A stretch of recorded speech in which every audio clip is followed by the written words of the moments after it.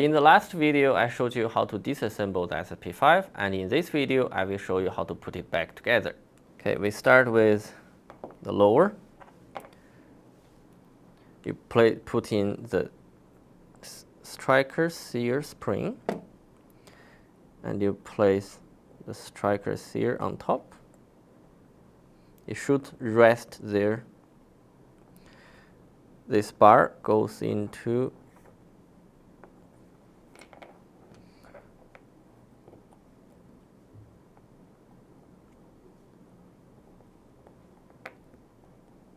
okay, here we go. This bar goes into the slot, so it limits its movement. Okay, we can put back the screw.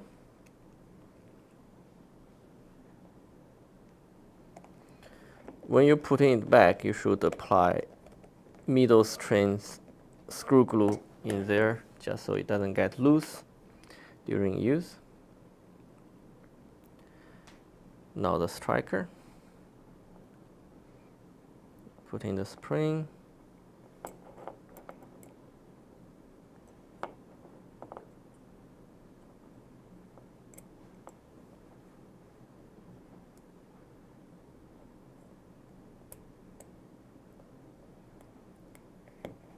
Lock it this way, so it's the natural position of the striker should be rearwards. So it's moved forward, gets locked by the sear, you push down the sear, it goes back. Now we can put the hammer, goes there. We take the hammer sear and semi sears. Okay. Now we just put everything back.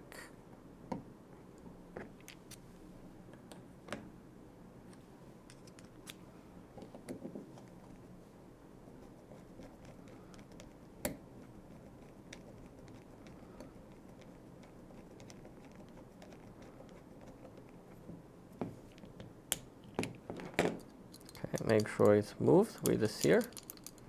When you pull back this tab here, it should move the other sear with it, which is the hammer sear, and allow your hammer to rotate. It shouldn't rotate like this, and you push and you release the hammer. The sears, they all should move freely. Okay. Now we can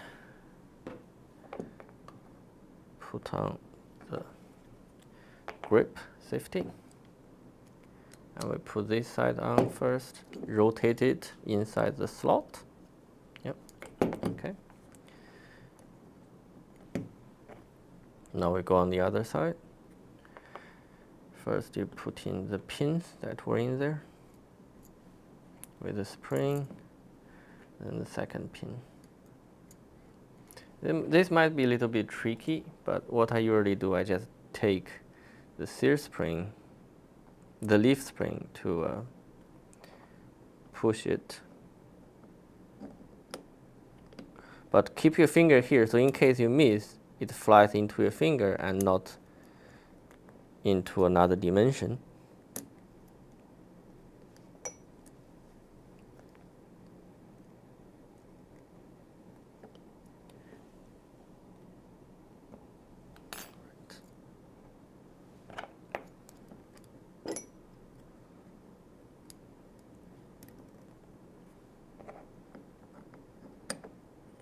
Better.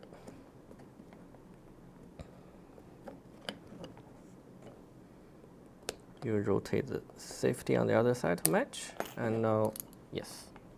Okay. I should pull the sear, hammer still should release, this piece should move. Okay, so this is your frame with all the internals. Now we can go back, put back on the grip, insert your trigger. Make sure it moves freely. We put back the mag catch, so the trigger can be locked in place. Now it won't fall out. Now make sure the trigger bar can push on the sears. So just put it like this and push the trigger and make sure the sears move with it. Now we put back on the grip screws.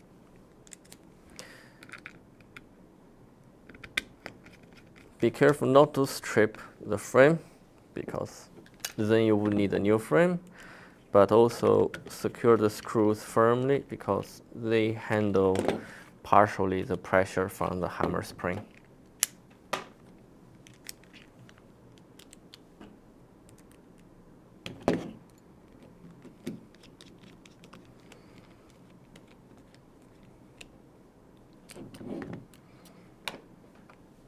Now we can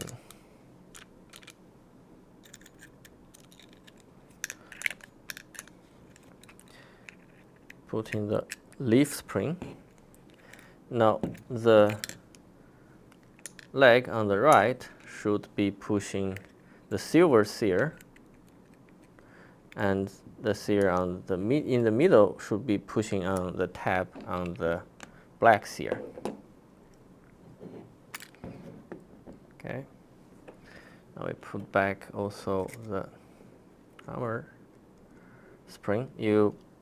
It's easier to put the brass insert there than just take something to push in, then just push in the brass insert, the detent, so it stays in. And now use your finger holding the leaf spring until it's already secured by the hammer spring housing. Then you can make sure the leg on the hammer goes into the spring plug. Now you can close it up.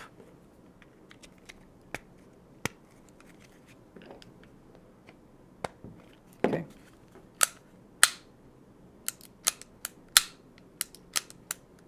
Yep. Okay, now you have the complete lower assembled again.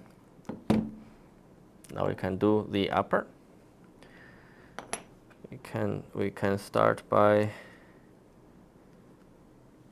inserting the bucking, then the barrel. Okay, make sure it's centered and everything locks. Put it back in. Make sure the hole pop window matches the polymer shroud, matches the window in the metal hole pop unit.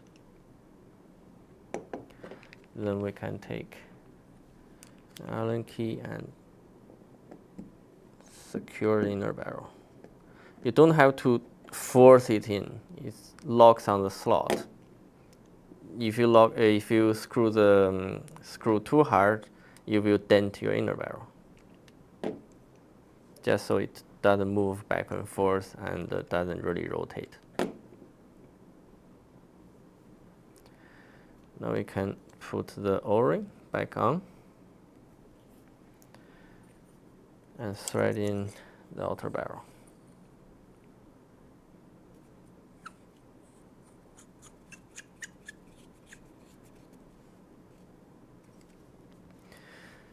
Now put back the knob, and for a sanity check, just push it with something and see if the knob is centered, pushing down.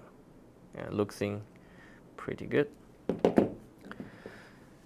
Now we can slide the whole unit. Okay, almost forgot.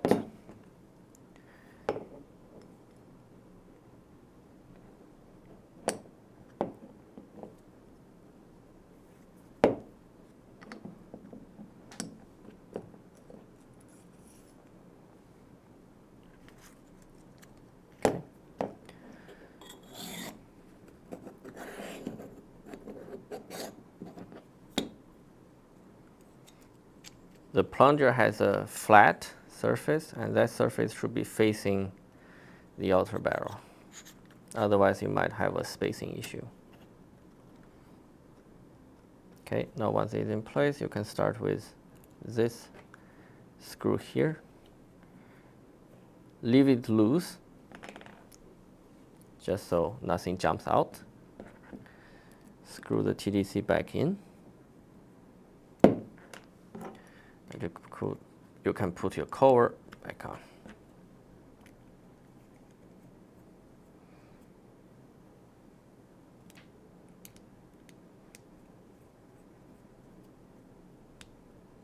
And once everything is in, you can tighten this screw. And this is your front slide assembly completed. Now we move to the back. We start by putting on the piston head.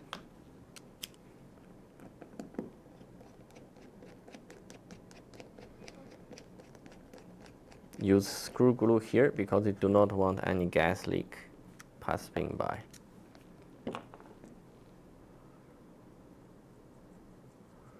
Screw on the back.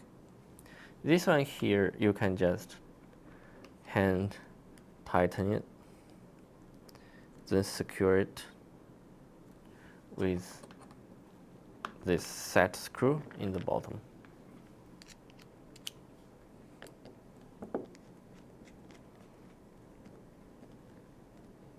And that will prevent the screw from getting loose. Okay. Now we can put the nozzle into the housing. Don't worry about this housing, it's very flexible. Nozzle should be able to slide freely. Then we just slide the housing back in.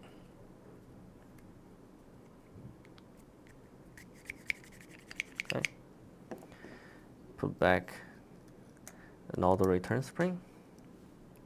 And we slide it back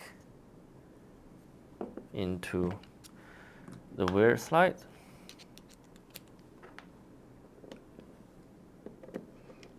And we screw the weir side back on. Also screw glue this one here. And this will make sure your nozzle still returns naturally. Okay, now we also finished the weir slide. Now we just pull back, let it slide in. I should be moving. Okay, put back the front side to finish up.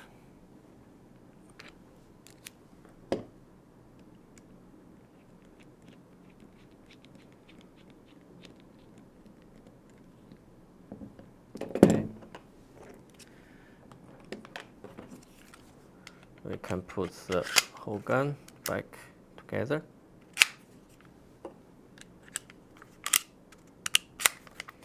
And now I will put on the back piece. This last piece to lock the front slide to the frame to make sure maximum stability when firing. And now we are completely finished with the assembly and the disassembly of your NOVRITSCH SSP5.